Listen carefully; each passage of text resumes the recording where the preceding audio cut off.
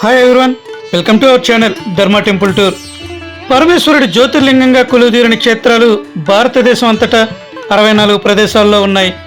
వాటిల్లో చాలా విశిష్టంగా ప్రత్యేకంగా పూజింపబడుతున్న క్షేత్రాలు 12 ఉన్నాయి. వాటిని ద్వాదశ జ్యోతిర్లింగ క్షేత్రాలు అంటారు. ఆ 12 క్షేత్రాలలో 10 జ్యోతిర్లింగాలు వారణాసితో సహా ఉత్తర భారతదేశంలో ఉంటే ఒక్క 2 జ్యోతిర్లింగ క్షేత్రాలు మాత్రం దక్షిణ భారతదేశంలో ఉన్నాయి. అందులో ఒకటి శ్రీ భ్రమరాంబికాదేవి సమేత మల్లికార్జున స్వామి కొలువుదీరిన శ్రీశైలం మన ఆంధ్రప్రదేశ్లో ఉంటే, ఆ రెండవది శ్రీ పర్వతవర్ధనీదేవి సమేత రామనాథ స్వామి కొలువుదీరిన రామేశ్వరం తమిళనాడులో ఉంది. ఇప్పుడు మనం దర్శించుకోబోయే ఆలయమే రామనాథ స్వామి ఆలయం. శ్రీరామచంద్రమూర్తి స్వహస్తాలతో ప్రతిష్ఠించబడిన పవిత్ర శివలింగం ఈ ఆలయంలో ఉంది. తీర్థయాత్రలో ఈ రామేశ్వరపు యాత్ర చాలా గొప్పది. ఈ రామేశ్వరానికి రావడానికి తెలుగు రాష్ట్రాల నుండి వారానికి ఒకసారి నడిచే డైరెక్ట్ ట్రైన్స్ ఉన్నాయి. అలా కుదరని వారికి చెన్నై చేరుకుని అక్కడ నుండి రావడం అనుకూలం. చెన్నై నుండి రామేశ్వరానికి 560 కిలోమీటర్ల దూరం. బస్ జర్నీ 10 గంటలు ఉంటుంది. చెన్నై నుండి మదురైకు, మదురై నుండి రామేశ్వరానికి చాలా బస్సులు ఉంటాయి. ఈ రామనాథ స్వామి ఆలయం 15 ఎకరాల విస్తీర్ణంలో చతురస్రాకారంలో 4 ఎత్తైన గోపురాలతో, ఎత్తైన ప్రాకారాలతో, ఖాళీ ప్రదేశం అనేదే లేకుండా ఎన్నో అత్యద్భుతమైన శిల్పకళా సౌందర్యాలతో నిండి ఉన్న కట్టడాలతో ఆలయపు మొత్తం విస్తీర్ణమంతా మందిరాలతో, కళాఖండాలతో ఎంతో నిండుగా, కన్నుల విందుగా ఉంటుంది. 4 గోపుర ద్వారాలలోనూ భక్తులు నడయాడుతూనే ఉంటారు. తమిళనాడులోని రామనాథపురం అనే జిల్లాలో ఉన్న ఒక మున్సిపాలిటీ, ఒక ద్వీపం, ఒక చిన్న పట్టణం ఈ రామేశ్వరం. ఇప్పుడు మనం చూస్తున్నది వెస్ట్ గోపురం. ఈ గోపురానికి యువతల వైపునే రామేశ్వరం పట్టణం ఉంటుంది. ఈ వెస్ట్ గోపురానికి ఆపోజిట్లో అవతల వైపు ఉన్న ఈస్ట్ గోపురమే స్వామి దర్శనానికి ప్రధాన మార్గం. ఈస్ట్ గోపురానికి ఎదురుగా కొంచెం దూరంలో సముద్రం ఉంటుంది. అదే బంగాళాఖాతం. దానినే అగ్నితీర్థం అంటారు. కాసేపట్లో ఆ అగ్నితీర్థాన్ని చూద్దాం. శ్రీరామచంద్రమూర్తి సీతాదేవిని రక్షించడానికి చేసిన రావణ సంహారం వల్ల కలిగిన బ్రహ్మహత్య పాతకాన్ని తొలగించుకోవడానికి శ్రీరాముడు సీతా సమేతంగా శివలింగాన్ని ప్రతిష్ఠ చేస్తున్న దృశ్యాలను శిల్పాల రూపంలో ఏర్పాటు చేసిన వేదికను ఇక్కడ చూడవచ్చు. ఆర్కిటెక్చర్ అనే పదానికి నిలువెత్తు నిదర్శనం ఈ ఆలయం. ఇక్కడ కనిపిస్తున్న స్తంభాలు, వాటిపై ఉన్న శిల్పాలు ఒక్కొక్కటి ఒక్కో రీతిలో ఉంటాయి. దేనికదే వైవిధ్యంగా ఉంటాయి. ఈ ఆలయపు గర్భాలయాన్ని 10వ శతాబ్దంలో పరాక్రమ బాహు అనే చక్రవర్తి నిర్మించాడట. ఆ తర్వాత భారతీయ నిర్మాణ కళా వైభవాన్ని చాటి చెప్పే ప్రయత్నంలో 12వ శతాబ్దం నుండి ఈ ఆలయ నిర్మాణం ఆయా కాలాలలో ఆయా రాజుల చేత ఒక్కో భాగం నిర్మించబడుతూ అభివృద్ధి పరచబడింది. ఈ ఆలయపు ప్రస్తుత డిజైన్ అయితే 17వ శతాబ్దంలో నిర్మించినదిగా చెబుతారు.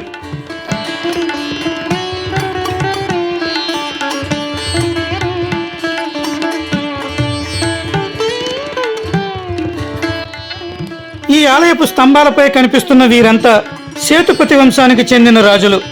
ఈ ఆలయ అభివృద్ధికి ఎంతగానో తోడ్పాటును అందించిన వారందరి రూపాలు ఇలా శిల్పాలుగా మలచబడ్డాయి. దొరై రాజా ముత్తురామలింగ సేతుపతి, ఆది రఘునాథ సేతుపతి అని ఆ రాజుల యొక్క పేర్లన్నీ కూడా ఈ స్తంభాలపై వ్రాయబడి ఉన్నాయి.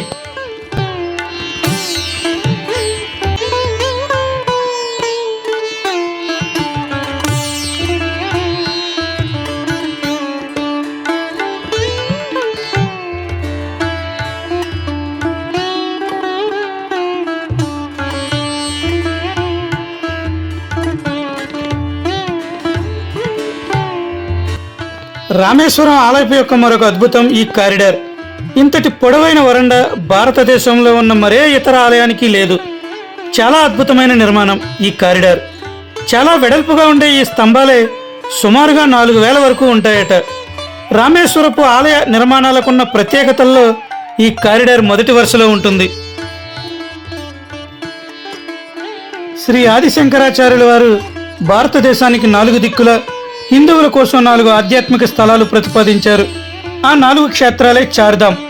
తూర్పున పూరిలో జగన్నాథ స్వామి క్షేత్రం, పశ్చిమాన ద్వారకలో ద్వారకాధీశుని క్షేత్రం, ఉత్తర భాగంలో బద్రీనాథ్ ఆలయం ఉంటే, దక్షిణాన ఉన్న ఈ రామేశ్వర ఆలయంలో రామనాథ స్వామి ఉన్నారు.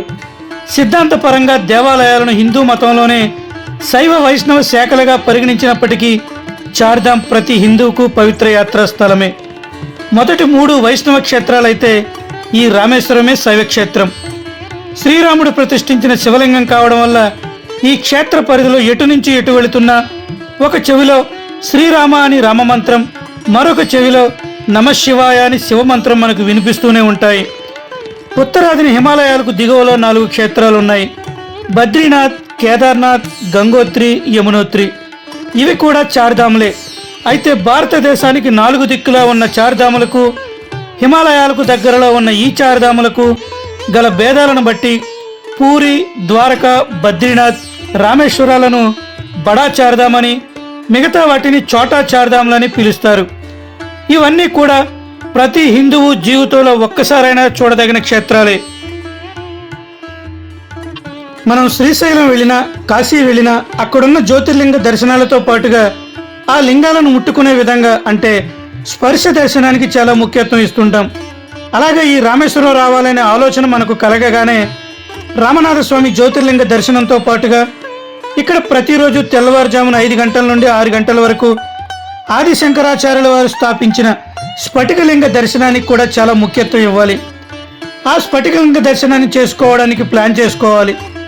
రామేశ్వరం వస్తే ఖచ్చితంగా 2 రోజులు స్టే చేస్తేనే స్ఫటికలింగ దర్శనం, రామనాథస్వామి దర్శనం, సముద్ర స్నానం, 22 బావుల పవిత్ర స్నానం, భారతదేశపు చివరి భూభాగమైన ధనుష్కోడి, రామాయణ కాలంలో లంకకు చేరడానికి వానర సైన్యం సాయంతో శ్రీరాముడు నిర్మించిన రామసేతు గల ప్రదేశాన్ని, మొట్టమొదటిసారిగా సముద్రంపై నిర్మించిన అద్భుతమైన పంబన్ రైల్ బ్రిడ్జిని, సీతాదేవికి దాహం వేస్తే శ్రీరాముడు తన బాణంతో ఉప్పు నీరు గల సముద్రంలో సృష్టించిన వెల్లుంది తీర్థం అని పిలువబడే తీయని నీరుగల బావిని, భారతదేశపు 11వ రాష్ట్రపతి శాస్త్రవేత్త అయిన దివంగత శ్రీ అబ్దుల్ కలాం గారి ఇంటిని, వారి మెమోరియల్ను, ఇతర ముఖ్య ఆలయాలను చూడగలుగుతాం.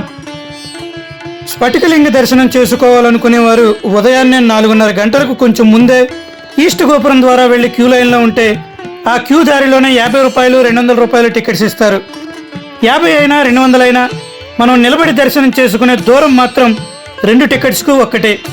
ఆయా సందర్భాన్ని బట్టి, భక్తులు వచ్చే రద్దీని బట్టి ఆ టికెట్స్ సౌకర్యం తెలుస్తుంది. గర్భగుడిలో ప్రధాన శివలింగానికి అడ్డుగా ఒక క్లాత్ని కట్టి ఒక అందమైన పీటపై స్ఫటికలింగాన్ని ఉంచి చిన్నపాటి పూలదండ లేదంటే పువ్వులు పెట్టి దీపం వెలుగులోనే ఆ దర్శనం చేయిస్తారు. స్వామిని చాలా జాగ్రత్తగా గమనిస్తేనే ఆ దర్శనం మనకు చాలా స్పష్టంగా ఉంటుంది. 1 గంట సేపు మాత్రమే ఆ దర్శనం ఉంటుంది. ఇక్కడ కనిపిస్తున్నదే తూర్పు రాజగోపురం, స్వామిని దర్శించడానికి వెళ్లే ప్రధాన ద్వారం. ఈ గోపురం ఎదురుగా ఉన్న రోడ్లో ఒక 5-6 నిమిషాలు నడిస్తే మనం మొదటగా చెప్పుకున్న అగ్నితీర్థం వద్దకు వస్తాం.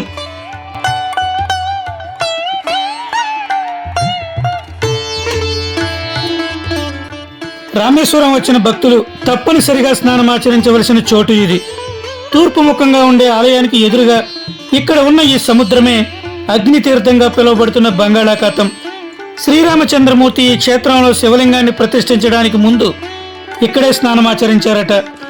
ఈ ఘాటుకు అగ్నితీర్థం అనే పేరు రావడానికి గల కారణం, రామాయణంలో సీతాదేవి అగ్ని ప్రవేశం చేసినప్పుడు సీతాదేవికి అగ్ని అంటుకోదు, కానీ సీతమ్మ వారిని తాకడానికి ప్రయత్నం చేశాననే పశ్చాత్తాపంతో అగ్నిదేవుడు ఇక్కడున్న ఈ తీర్థంలో స్నానం చేయడం వల్ల అగ్నితీర్థం అనే పేరు వచ్చిందనేది పురాణం.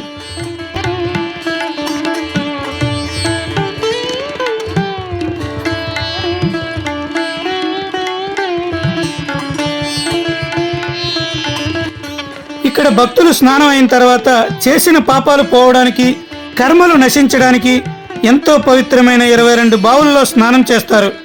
ఆ 22 బావులు ఈ ఆలయంలో ఉత్తర రాజగోపురం ద్వారా లోపలికి వెళితే అక్కడ ఉంటాయి. ఆ బావుల గురించి వివరాలు కాసేపట్లో చూద్దాం.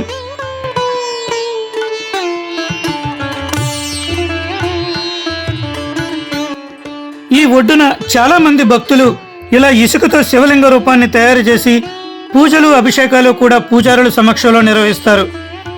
ఇక్కడ పూజలు, పిండ ప్రదానాలు చేయడానికి ఈ ఘాట్లో ఆలయ పూజారులు చాలా మంది ఉంటారు. ఇక్కడ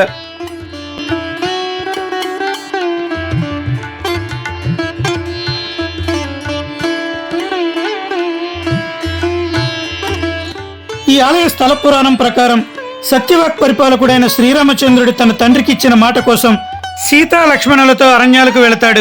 అలా అరణ్యవాసంలో ఉన్నప్పుడు సీతమ్మ వారిని అపహరించి లంకలో దాచిపెడతాడు రావణాసురుడు. అపర శివభక్తుడైన రావణాసురుడు తన ప్రవృత్తి వల్ల అసురునిగా పిలువబడిన బ్రాహ్మణుడు. సీతాదేవిని రక్షించుకోవడం కోసం వానర సైన్యాధిపతి అయిన సుగ్రీవునితో జతకలిసి తన ప్రియభక్తుడైన హనుమంతుని సహాయంతో సముద్రాన్ని దాటి లంకకు వెళ్లడం కోసం సముద్రంపై రామసేతును నిర్మించి లంకకు చేరగా అక్కడ జరిగిన రామరావణ యుద్ధంలో రాముని చేతిలో రావణాసురుడు మరణిస్తాడు. మిగిలిన స్థల పురాణాన్ని ఒక్క అరనిమిషంలో తెలుసుకుందాం. ఇక్కడ ఒక అమ్మవారి ఆలయం ఉంది.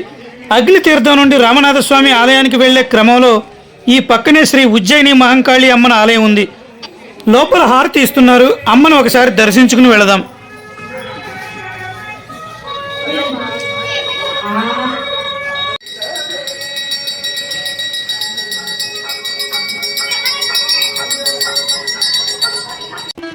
రావణుని మరణం తర్వాత సీతాదేవిని తీసుకుని ఈ రామేశ్వర ద్వీపానికి వచ్చినప్పుడు తను రావణుని చంపడం వల్ల కలిగిన బ్రహ్మహత్య దోషాన్ని తొలగించుకోవడం కోసం ఇక్కడ ఒక శివలింగాన్ని ప్రతిష్ఠించాలని అనుకుంటాడు రాముడు. తనతో ఉన్న హనుమంతునితో హిమాలయాలకు వెళ్లి ఒక దివ్య తేజస్సు గల శివలింగాన్ని తీసుకురావాల్సిందిగా ఆజ్ఞాపిస్తాడు. సరే అని బయలుదేరిన ఆంజనేయుడు విగ్రహ ప్రతిష్ఠా సమయానికి రాలేకపోతాడు. సమయం దగ్గర పడడంతో సీతాదేవి తన స్వహస్తాలతో ఇసుకతో ఒక సైకత లింగాన్ని తయారు చేయగా శ్రీరాముడు తన స్వహస్తాలతో లింగాన్ని ప్రతిష్ఠించి ప్రాణప్రతిష్ఠ మంత్రాన్ని పఠిస్తాడు. సమయాన్ని దాటి హనుమంతుడు తెచ్చిన విగ్రహం కూడా ఇక్కడే ప్రతిష్ఠించబడింది.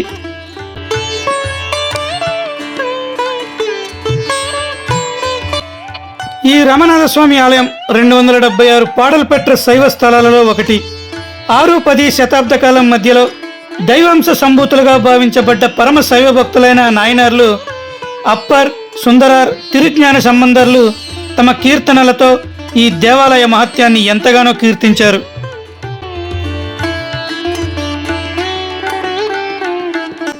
ఈ తూర్పు రాజగోపురానికి కొంచెం అటువైపుగా వెళితే ఉత్తర రాజగోపురం వస్తుంది. 22 తీర్థబావులు ఆ లోపలే ఉంటాయి. అక్కడికి వెళ్ళడానికి ఇదిగో ఈ క్యూ లైన్లోనే వెళ్ళాలి. ఈ ఆలయం వద్ద ఎటువంటి కన్ఫ్యూజన్ ఉండదు. చతురస్రాకారంలో ఉండే ఈ ఆలయానికి 4 వైపులా ఉండే తూర్పు, పడమర, ఉత్తర, దక్షిణ రాజగోపురాలు గుర్తుపెట్టుకుంటే చాలు. తూర్పు రాజగోపురం నుండి వెళితే స్వామి దర్శనం ఉంటుంది. పడమర వైపు నుంచి బయటికి రావచ్చు, లోపలికి వెళ్ళొచ్చు. ఉత్తర వైపు నుంచి అయితే బావుల్లో స్నానం చేయడానికే వెళ్ళాలి. అక్కడ స్నానం అయిన తర్వాత మన దారి ఆటోమేటిక్గా దక్షిణ గోపురం వద్దకు మళ్లించబడుతుంది. దక్షిణ గోపురమే బట్టలు మార్చుకునే ప్రదేశం. తడి బట్టలతో స్వామి దర్శనానికి అనుమతి లేదు. నిత్యాన్నదాన సత్రం కూడా దక్షిణ గోపురానికి లోపల వైపున పక్కనే ఉంటుంది. ఎంట్రీ మాత్రం దక్షిణ వైపు కారిడార్ చివరన ఉంటుంది. బావుల వద్ద స్నానానికి వెళ్లే భక్తులు పొడి బట్టలను ప్లాస్టిక్ కవర్స్లో కవర్ చేసుకుని వెళ్ళాలి. లేదంటే స్నానం అయ్యేలోపు పొడి బట్టలు కూడా తడి బట్టలు అయిపోతాయి. ఆలయం వద్ద కాకుండా మళ్ళీ రూముకు వెళ్లి డ్రెస్ మార్చుకోవాల్సి వస్తుంది. ఇక్కడ 22 బావుల వద్ద స్నానం చేయడానికి టికెట్ ఒక్కొక్కరికి 25 రూపాయలు. క్యూ లైన్లోనే వెళ్ళాలి. సమయం గంట పైన పడుతుంది. భక్తుల రద్దీని బట్టి సమయం మారుతుంటుంది.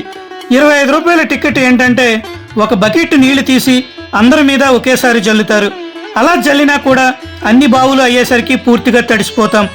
అలా కాకుండా గోపురం వద్ద ఉన్న ఎంట్రన్స్లోనే ఆలయానికి సంబంధించిన వారు బకెట్లతో చాలా మంది తిరుగుతుంటారు. మనిషికి 250 రూపాయలు ఇస్తే క్యూలో వెళ్ళనవసరం లేకుండా ఒక్కొక్క బావి దగ్గర ఒక్కొక్క బకెట్తో నీళ్లు పూర్తిగా పోస్తారు. ఇక్కడున్న 22 బావులకు ఒక్కొక్క పేరుంది. ప్రతి పేరుకు ఒక చరిత్ర ఉంది. ప్రతి బావిలోని నీటికి ఒక్కో రకమైన రుచి ఉంటుంది. అన్ని బావుల్లోని నీరు ఔషధ గుణాలు కలిగి ఉంటాయి. బావుల్లో చేసే పవిత్ర స్నానం వల్ల చాలా అద్భుతమైన అనుభూతిని పొందుతాం.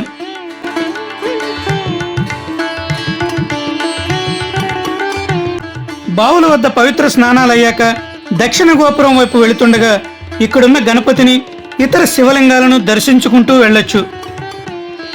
ఈ ఆలయంలో చెప్పుకోవాల్సిన మరొక విషయం, గర్భగుడికి ఎదురుగా భారీ రూపంలో చాలా ఎత్తుగా ఉండే నందీశ్వరుడు.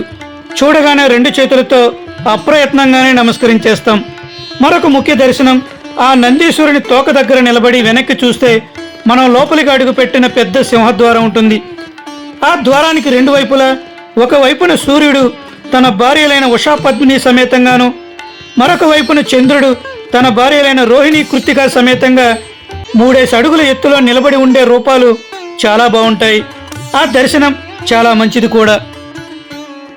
స్ఫటికలింగ దర్శనం ఉదయం 5 గంటల నుండి 1 గంట మాత్రమే ఉంటుంది. జ్యోతిర్లింగ దర్శనం ఉదయం 7 గంటల నుండి మధ్యాహ్నం 1 గంట వరకు, తిరిగి మధ్యాహ్నం 3 గంటల నుండి రాత్రి 8 గంటల వరకు ఉంటుంది. ఈ వీడియోలో పూర్తిగా రామనాథ స్వామి ఆలయాన్నే చూపించడం జరిగింది. రామేశ్వరంలో చూడవలసిన ఇతర ముఖ్య ప్రదేశాలను మన నెక్స్ట్ వీడియోలో చూద్దాం.